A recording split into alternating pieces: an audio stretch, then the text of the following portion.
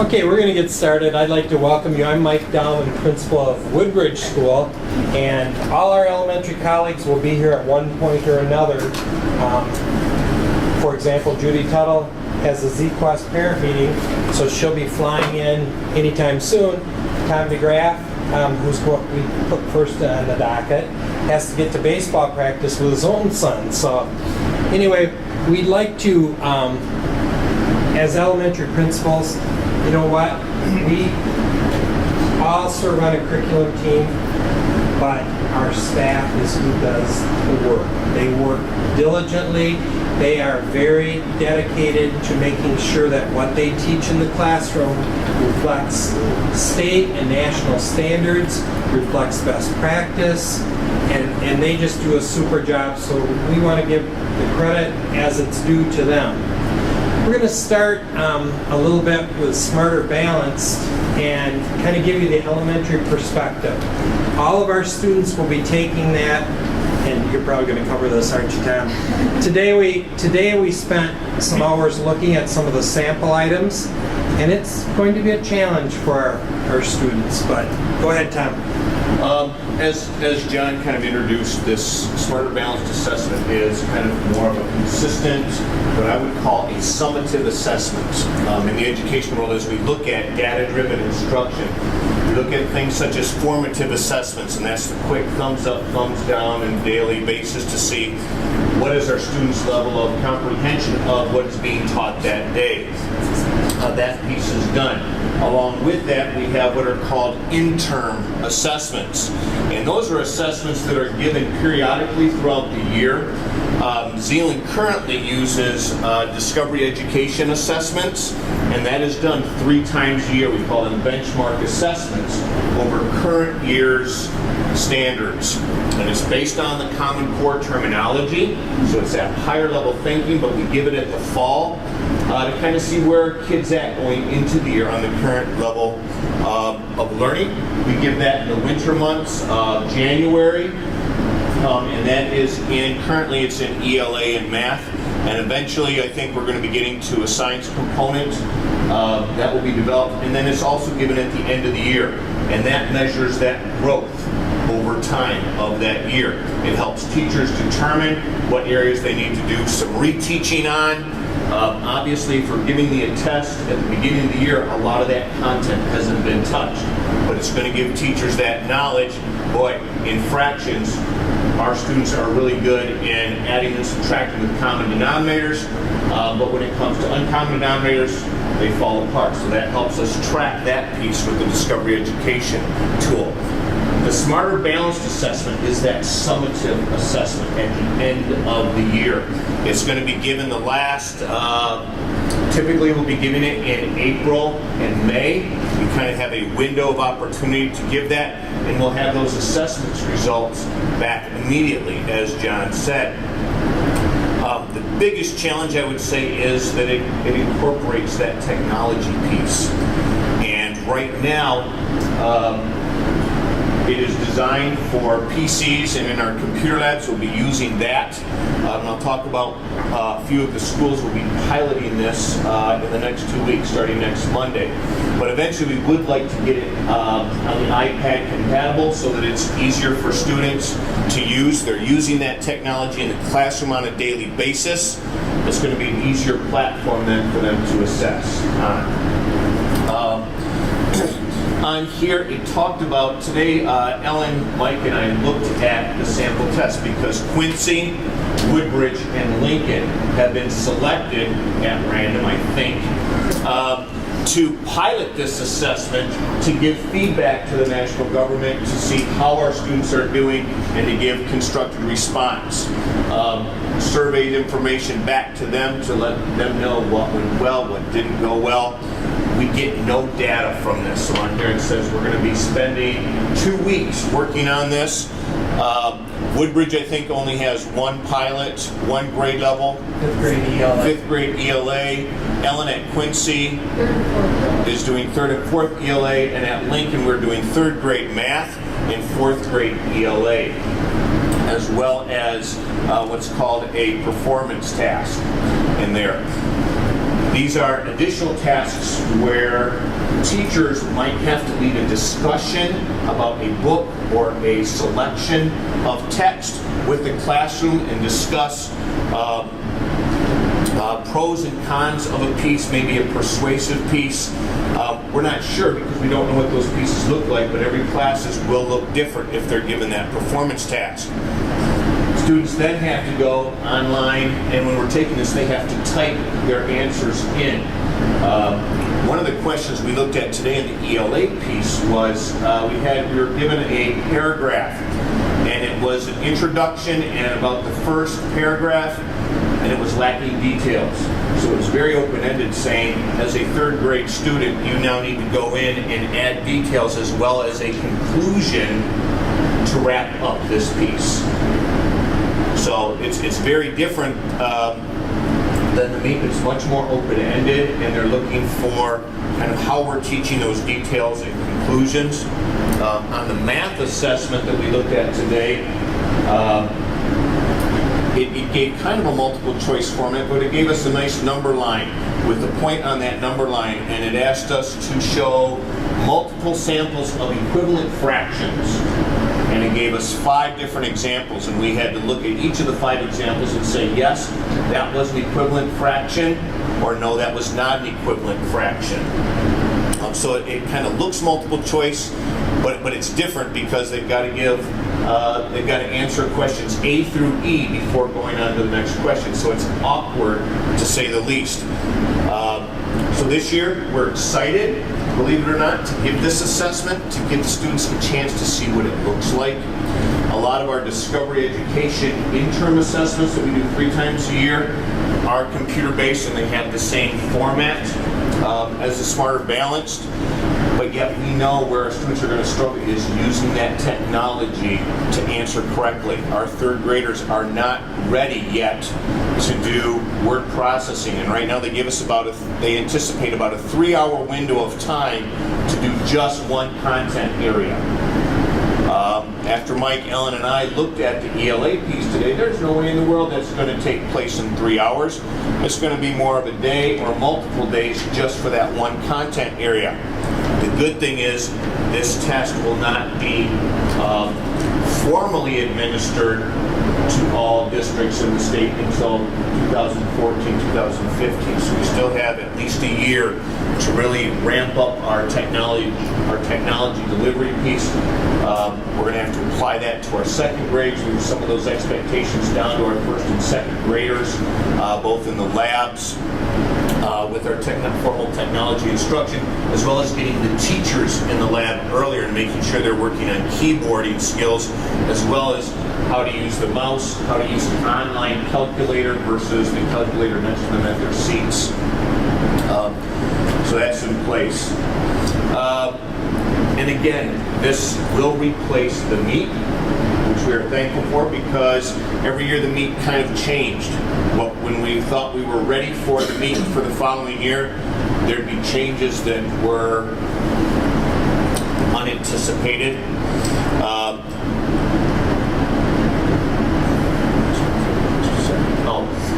Like the MEAP, though, it's going to test grades 3 through 8 and grade 11, so that is consistent.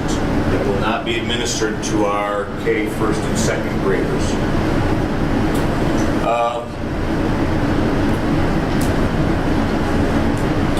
Also, for you as parents, you have had to wait for our MEAP results to be sent home, and then sometimes you've had to ask the principal or the teachers to kind of explain what this meant. You as parents will have access to the same data that we will immediately, within, I would imagine, a week, if not sooner, so you can look at those results along with built-in explanations. And kind of how we have the parent portal piece for you and Infinite Campus. They'll have a parent area from Smarter Balance where you can go and get your questions answered, and the explanation of the data and what that means when they're comparing students nationwide, not just statewide. Questions on this? Again, we are piloting this next week. It starts on the 15th and runs through the 26th. we're still learning. So we as administrators we've done the webinar training. We've been going in as we did today, spent about a little over 2 hours just going in and looking at the proctoring directions, as well as we wanted to know what that assessment looked like.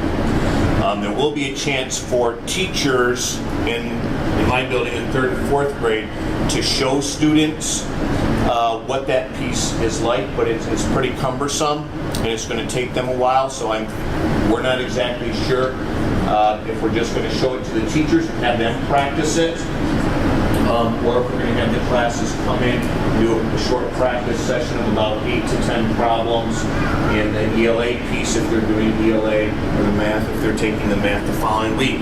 We only have that 2-week window, so we need to make sure all the classes have taken it in the computer lab, not on the iPads this year. Questions about this? And Tom, I think Yes. there's a shift in the time of year to test kids. Yes. Currently, we test kids in October. Over the previous year, Previous year's learning and expectations, but with Smarter Balance. See, I got smarter today, not today. We actually test towards the end of the year, which will test or assess current learning in that current Common Core in that grade level. So that's exciting for us, I think, because that's something we struggle with. We get neat results in December, which is basically telling us what happened that whole year. You know, so we're excited about it. It is new learning, and it can be a little frustrating, but we'll get there. any other questions about the different types of assessments that we're doing as we talk in our departments, and they talk about curriculum, they'll talk about our assessment development. I think Nancy's going to talk. Are you going to talk social studies a little bit? Okay, all right. But anytime, please feel free to stop in and ask questions of any of the principals as well as the teachers. We're not going to get, as I said, we're not going to get any results back from this. But we sure hope that we can give input to the developers to say, how can we make this easier? We already know we're going to try to make it easier for the test administrators for a clearer, simpler format for them to administer for consistency. That's going to be important that, as John said, that Alaska and Texas and Michigan and Georgia are all giving it in the same manner, so there's no bias or skewed data. All right, who do we have next, Mike? Oh, Ellen. Oh, that's me. Great. I get the privilege to talk a little bit about math, and you've heard a lot about Common Core. Well, when we switched over to Common Core this year, that also results in we need new resources to teach the Common Core. So we're fortunate that the district purchased math expressions. It's based on the Common Core. You've probably seen the kids bring this home. And this is how, when you get on your report cards, you see the student on the report card, it breaks the math out into domains. So what happens, each year now, we've worked on this with the math committee this year. John talked a little bit about those Monday meetings.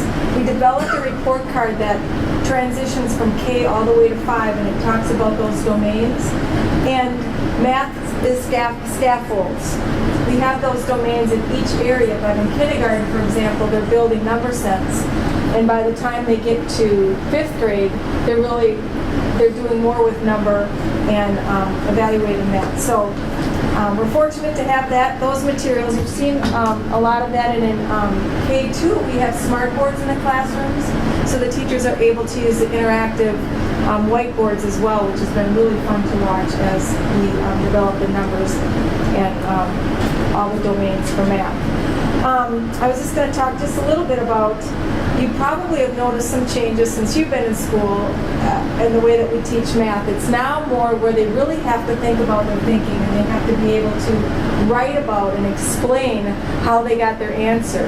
And they come up with all different strategies to solve problems. It's very different than it was back in the day when we just learned an algorithm and we solved the problem just because we knew we had to invert, multiply, or whatever it was. But now they really need to understand what that looks like. They have to build models, and it starts even at the kindergarten level where they're breaking apart number and building equations and finding symbols for that. So talk a lot about the concept of 10. And for the little kids, we talk about finger flashes. We start with 5, and then we go 5 and 5 is 10. And it's all based on that base 10 concept. So that just builds and builds and builds. And by the time they're building models for arrays, for multiplication and understanding number and building numbers, that's been great. And a part of that too is fractions and all those pieces that go with it. So that is the math expressions resources, and that's what we use on a daily basis in the classroom. Not to say they don't supplement and use other things as well, activities, and they differentiate. We can talk a little bit about that. Your students are given a screener 3 times a year in the computer lab, 1st through 5th, and it's called Delta Math. And teachers want to talk to you a little bit about that, and what that really does is test the prior year's math abilities and understanding and mastery of benchmarks. It's just number and operation. It doesn't get into graphing or knowing geometric shapes. It's those basic number and operations domains. And what we do is we run kids through that screener. It's very simple. It doesn't take very long, but it gives us a quick snapshot of how our kids are understanding, because math is so built on, it's scaffolded so much that if they're missing something from the prior year, what we can do from that screener is figure out what kids need some interventions. And we can build some small groups, do some interventions, fill the gaps, if you will, so that they can catch up and they can be successful at the next level. So we found a lot of success with that, and we'll continue to do that. Your kids might talk to you a little bit about that. That's what that is. So that's our Delta Math, and that tests the year prior. Then we talked about Smarter Balance coming up in expressions, and we use interim. John talked a little bit about interim assessments. You want to feed the horse, they say, and then you weigh the horse. You have to continue to teach, then you figure out how well they've done, and you might have to backtrack a little bit, and you keep going forward in the curriculum that's outlined on a yearly curriculum map. So, and then the last thing I wanted to mention is discovery learning, and Mike is probably better to speak about this, but it's something new we started this year, and that too is an assessment piece that gives us information how kids are currently doing in the current Common Core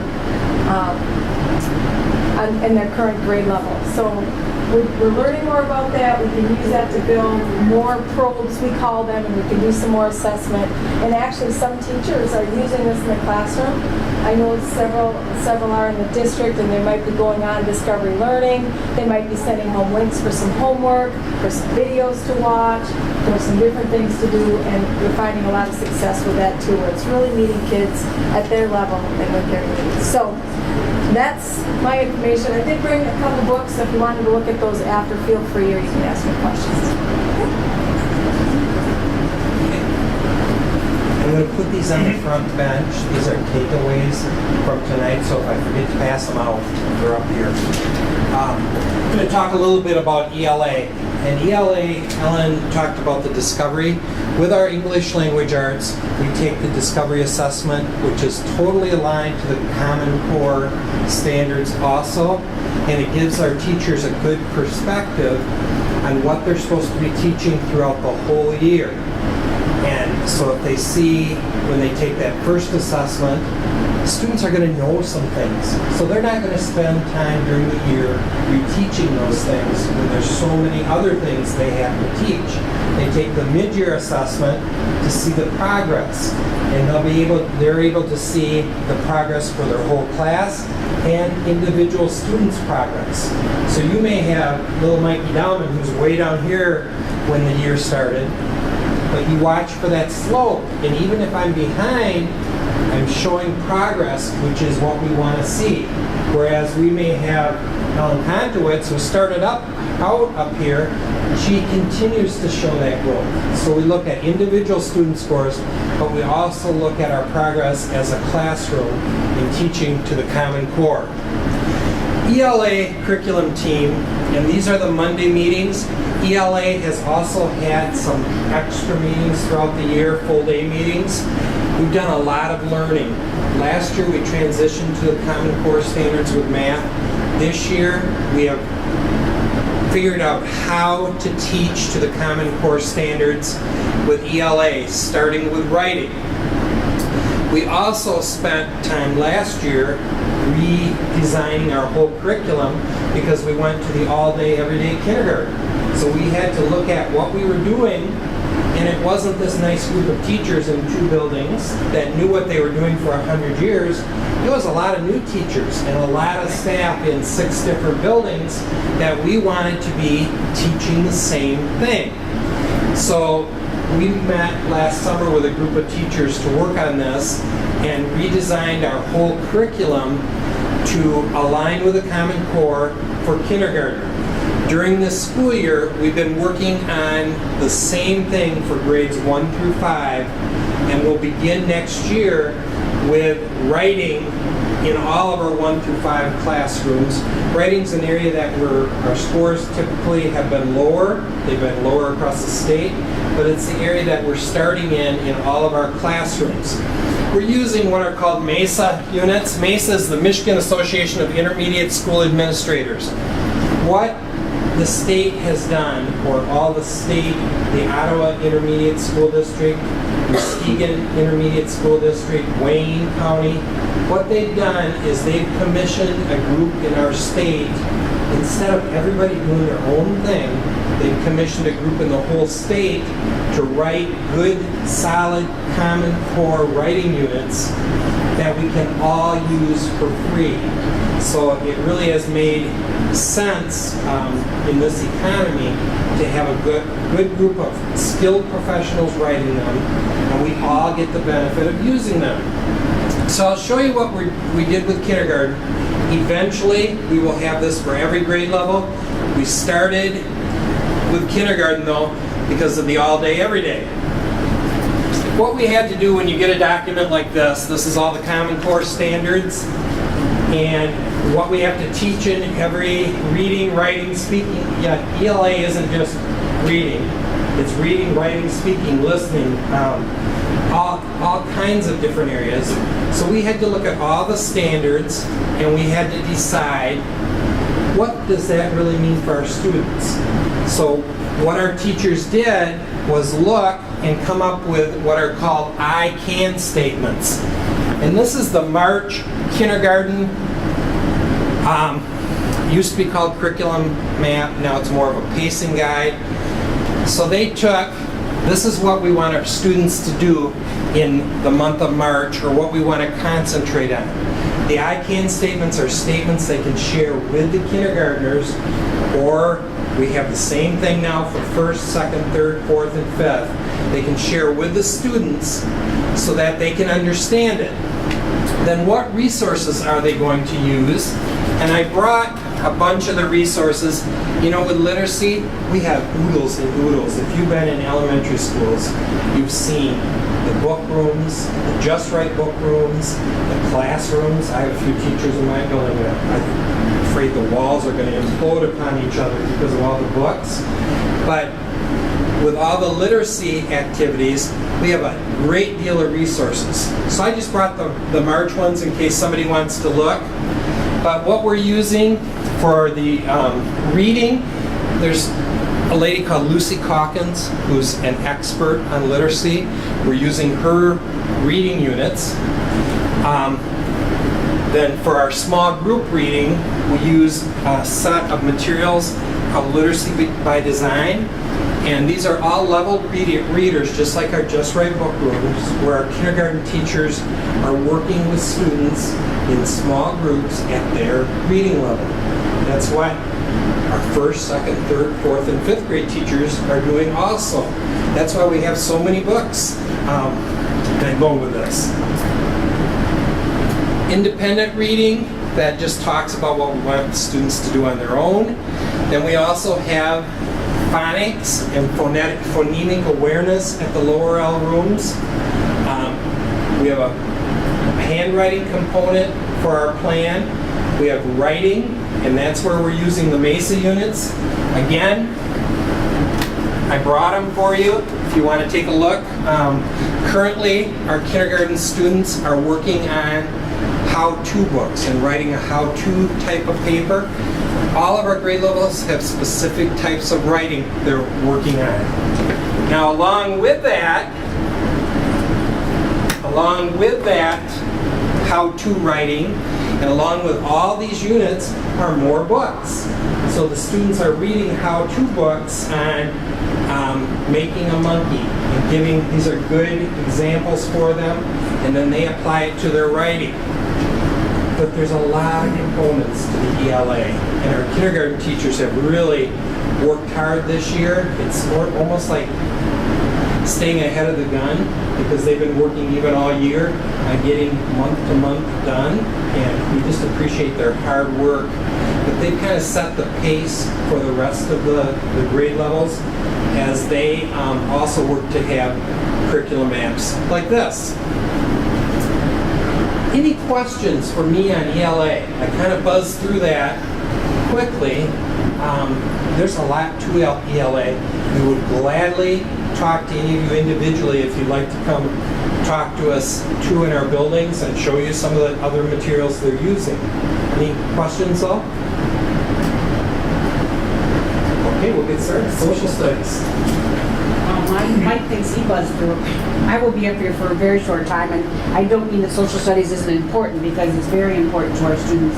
But what I was going to do tonight is just talk about what we do at each grade level. I will be available afterwards if you have more questions about what we do in depth at each grade level. But the goal of social studies is to have our students become active, responsible citizens. And that starts, in the kindergarten level and probably even before, but we really focus on social studies in all grade levels.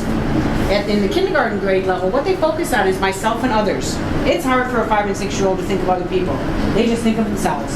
So we start them thinking about themselves and others. We also do timelines with them, so lots of times we focus on from when they were born till now they're 5, so they understand the progression of time. We talk about goods and services when we visit like the farmers market in Holland, and we also talk about wants and needs. That's another very hard concept for a 5 or 6-year-old to know the difference between wants and needs. So we help them with that along the way. In first grade, we transition to talking about now and long ago. They'll maybe make a trip to the graph and look at what it was like long ago living in a log cabin. And they also talk a lot in first grade about families, schools, and including diversity. In our second grade, we talk about the local community, which is here in Zeeland. They do a Zeeland history tour. They talk about producers and consumers. So they all learn about the government and what happens in our town. In third grade, they transition to Michigan Studies. They do a history of Michigan and the Great Lakes region. They will be taking a trip to Lansing to learn about how the government works there. And in fourth grade, the study is on the United States. They broaden that and they use their prior knowledge of geography and civics and government, and they apply it to different regions of the United States. So they talk more about different regions. And then in fifth grade, it's integrated United States, and they start talking about Native Americans, and they go through exploration, the beginning of slavery, through the Articles of Confederation. So they go a little more in depth on integrated United States. So that's what we capture in social studies in the elementary school. It's an important part of our curriculum. So I hope that your kids are coming home with some of these things and you see them studying that. If you have further questions about the social studies, please let me know afterwards. The teachers have been working diligently on assessments and making sure that our assessments are common across the district. So we do that on Mondays. That's one of our Monday meetings. So thank you. I'm Lori Paul. So Monday meetings, when we have them, 1 week it will be like a grade group in our building that the grade level teams meet together. 1 week of the month we meet with grade groups across the district. So all 4th grade teachers in the whole district will meet together, work together. One of those Mondays is typically a staff meeting, so then we have our own staff with us. And then the other Monday is typically this curriculum team meeting, which is what we're referring to tonight. So therefore the staff is entirely broken up into different areas of curriculum. Nancy and I are more newbies to the elementary principalships, so we kind of got, I won't say nominated, but we've got the curriculum areas that were not filled at the current time. So A little bit of height of folly, but I'm a technology person. I am technically able, but it is not like I am a superstar here. So, but however, I serve the technology team. Now, on Mondays for the technology team, it's an incredible group to be a part of. But I'm also part of another team, which I'll share in a minute. So I'm not always at each of those meetings. Steve Bonnies is our technology director of the district. Does an amazing job, and you know that there's a big piece of technology in Zeeland. I think we've just really worked very hard and diligently to have technology be a part of it and be an integral part of our learning.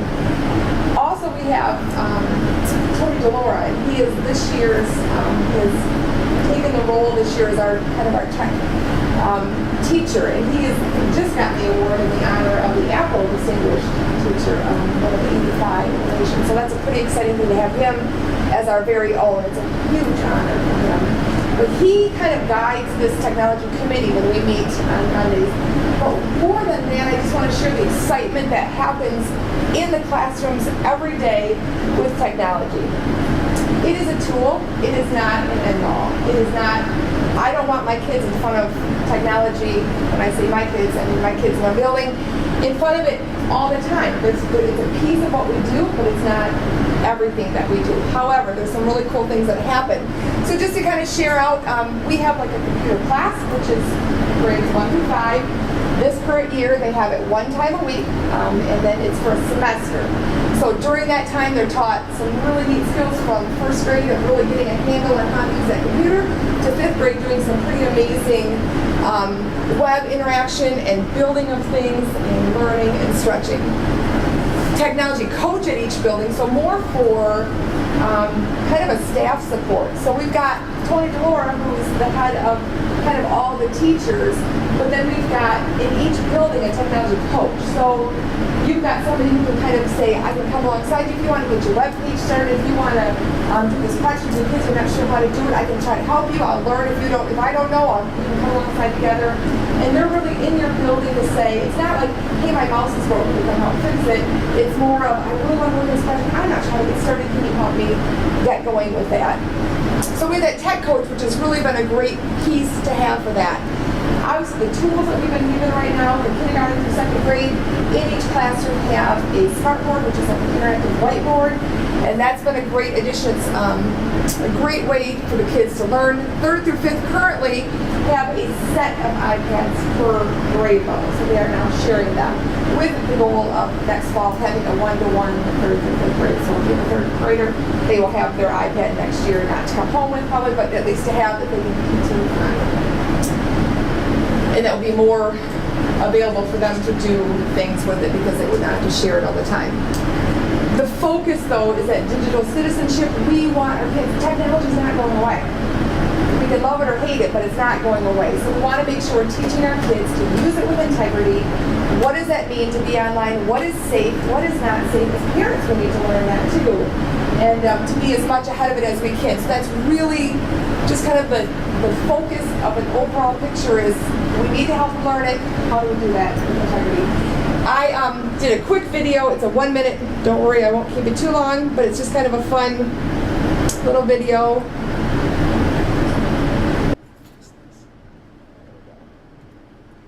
There we go. So I just really walked through Negronigan, and what you do if you tell teachers you're going to come around and take a picture, then they won't touch technology because they know I'm coming to take pictures. So you don't tell them, you just walk in. But there's some really cool things happening. I just thought I'd share a minute.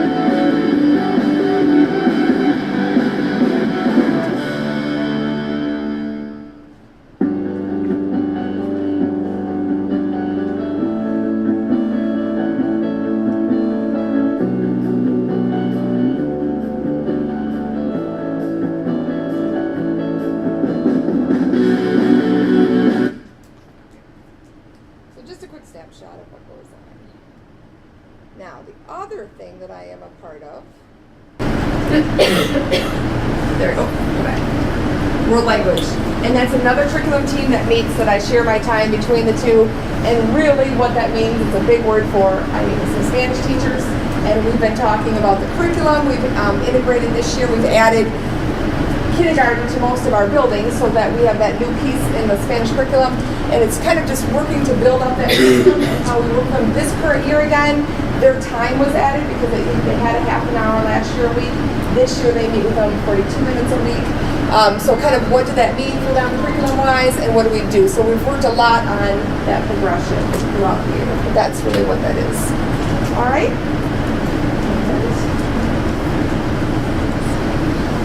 Hi, I'm Judy Tuttle. I'm the principal at Roosevelt and also the director at Zeeland Quest. And I'm here to talk to you about science and what we've been doing on Mondays. At elementary, for the last 2 years, we've been implementing new tools to teach the curriculum. And those tools come from the Battle Creek Area Math and Science Center. And that organization is an amazing organization that has taken everything that needs to be taught in science and streamlined it and tailored it for students in Michigan. And it's the most used curriculum tool throughout Michigan. The nice thing for that is the curriculum changes. Not only are the folks at Battle Creek involved in actually writing the curriculum, they work on the changes for us and make sure every year that we have all the changes we need so that what we're teaching is the most current piece. Now, one of the things that's hardest about teaching science is it takes so much stuff. You need to have dirt and rocks and all kinds of things. And you know, as a teacher, you try and have all that organized, but you think you're going to do something and you go, oh, I forgot to stop at the store and buy the 7-Up that's going to make the Mentos explode or whatever it is. The nice thing about this is there are big tubs that come, and in the teacher's guide it tells them everything that's in that tub that you need to do. There are just a couple things they might have to pick up, and then every year at the end of the year, we refurbish those tubs so they're all set and ready to go. What that means is we're getting kids hands-on experiences more than we ever have in the past. And that's a great piece. You know, not every experiment is a hands-on one for kids. Sometimes it's teacher-led. Sometimes it's a few kids. Sometimes it's everybody investigating on their own. So it varies. If you look at this picture, these are a group of 5th graders. And it was interesting to be in their room because what their task was to figure out how to slow down a marble going down a ramp. Now, the first thing that was interesting was as you looked at what they were doing, some forgot the ramp part and they were trying to make loops and things like that. But the other thing is, 5th graders don't like the word slow down. 5th graders want to make it go fast. So it took a while for them, it really to sink in. What does that really mean? And the teacher didn't come out and say, no, think about what it is. She asked questions, talked to the kids talked to each other and figured out, oh yeah, it's not about going fast, it's about going slower. And how are we going to decide if it's slower? How are we going to figure that out? Anyway, as we talk about the science piece, there are 3 key areas that every grade level in elementary teaches. They teach physical science, life science, and earth science. Each grade level teaches 3 or 4 units every year, and then interspersed through that is inquiry learning and a technology piece. You've heard a lot about Common Core tonight and how that's been taking over the grade level content expectations that the state set. Now, I'm going to throw you for a loop. Science isn't part of the Common Core. It's part of the next generation science standards. The way you can remember that, because for a long time I couldn't remember the name, think of Star Trek. Science, right? Science fiction. So next generation Star Trek, that's how you remember. And this is coming out as a national piece because what we want to do is really strengthen science, math, and the technology piece. In fact, the next generation science standards have been through 2 rewrites, and the final version should be released any day now, which is really exciting.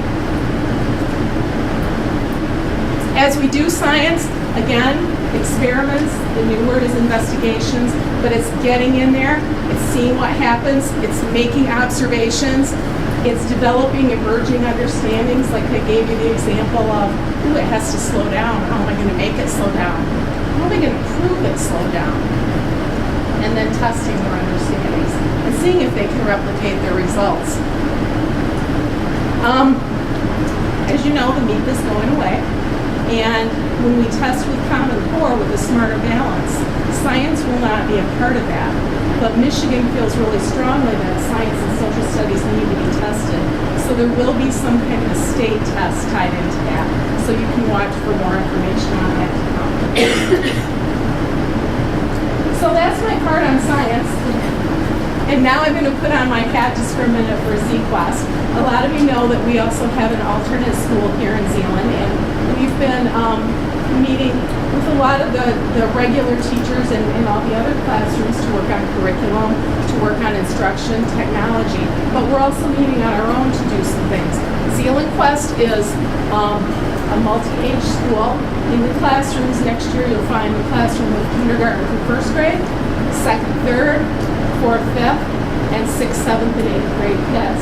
It's also an alternate calendar school, so the school year runs from August until June.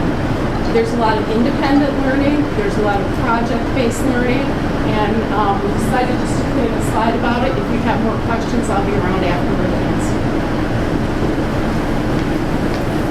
We are just very thankful for all of you for coming tonight, and we will stick around for individual questions.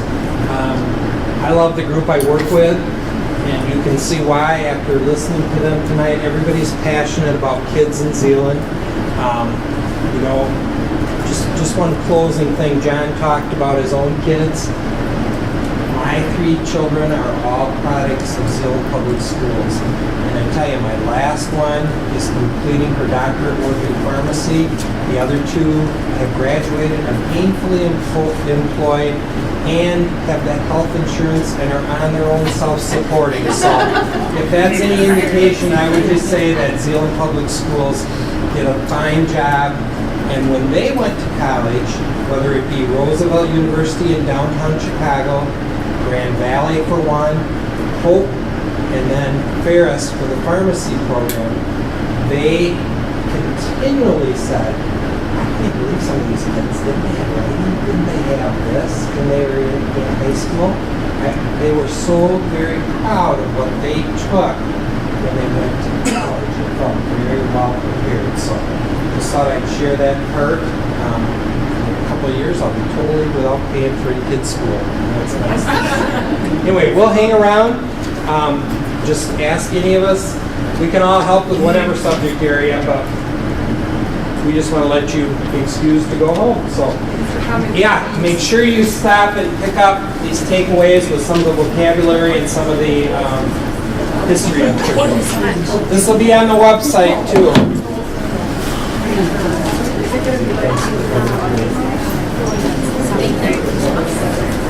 How are you, Darren?